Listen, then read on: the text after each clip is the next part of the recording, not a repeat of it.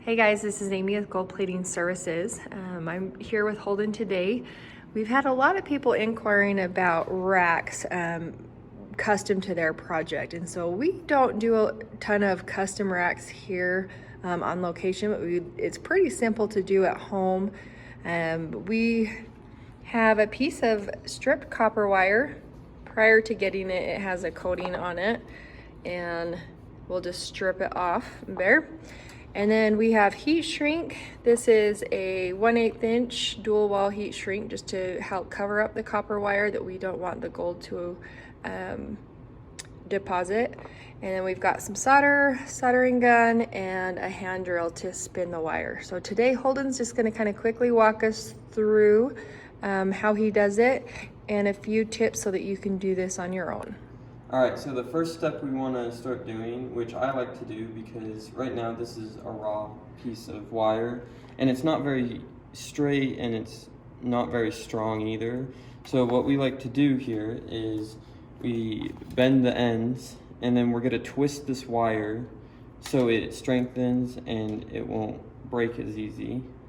And that's just the benefits of just twisting this wire. And when we do twist this wire, we do want to make sure we're doing at a lower speed. That way we're not ruining the wire, and the twist will go throughout the whole entire wire. So I'll do that right now. And see, as you can see, like the wire's not very straight right now, but once I start twisting it, it will start straightening out. That should be good.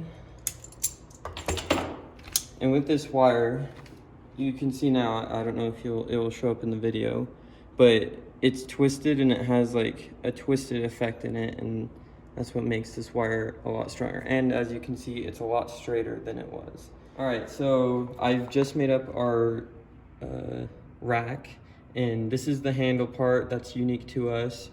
We really like doing this because it's easy to dip it in, and then we have this hook design, so when we have it on the bus bar, it is connecting, and we want to make sure that our racks are connecting to the bus bars and making connection so it can plate the items you are plating. We also want to focus on the length of the body of whatever the rack you're making, because we don't want it to go too deep into the beaker so it's touching the bottom. We want to make sure it's just enough so it's dipped in and it covers whatever item you are plating. All right, so right here I've made up a rack. This is a custom rack we're making for someone. So I put on the heat shrink on the parts that we don't want gold to go onto, and then I've soldered the arms connections, and I made sure there's plenty of solder there so there's a good connection so the gold can be deposited on the items that we are plating. And this is one that we have not bent yet, and we soldered that one as well, and we're going to go over soldering real quick and I'll show you how to do that.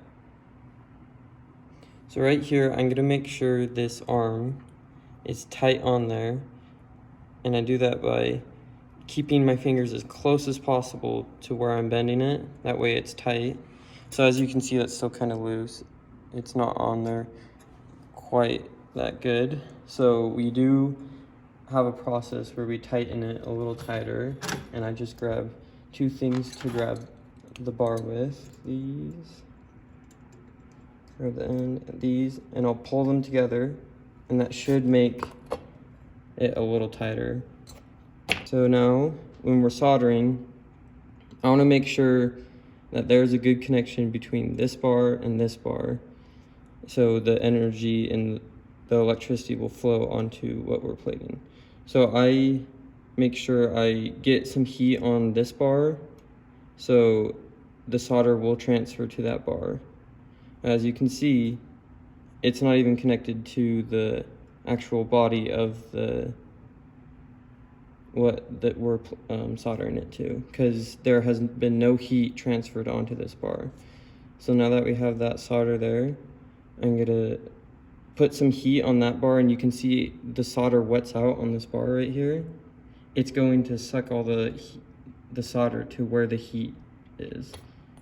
And then I get something to straighten this out, and I make sure to keep that heat on there. That way it's wetted out and the solder is not all clumpy and just stuck in one spot.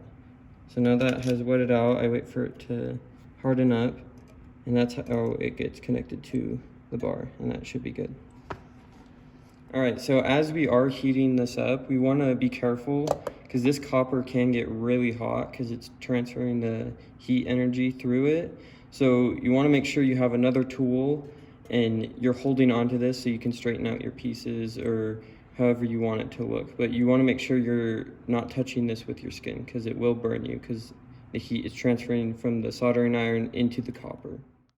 All right, so we've gone over how to solder our arms onto our rack, and we've gone through and cut and bent all these, and I'm going to just show you an easy way that we like to do it here.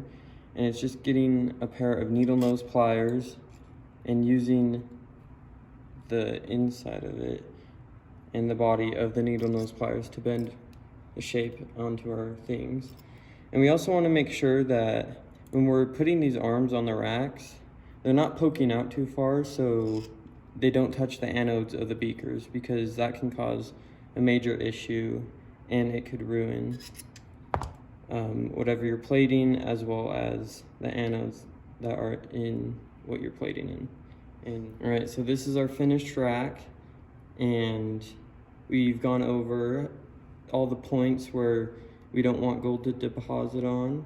We put the arms on and showed you how to solder, and this is the complete, this is the complete rack. Thanks, Holden. Here are some example racks so you guys can have an idea of what to make. Thanks for watching the video, and I hope you enjoyed.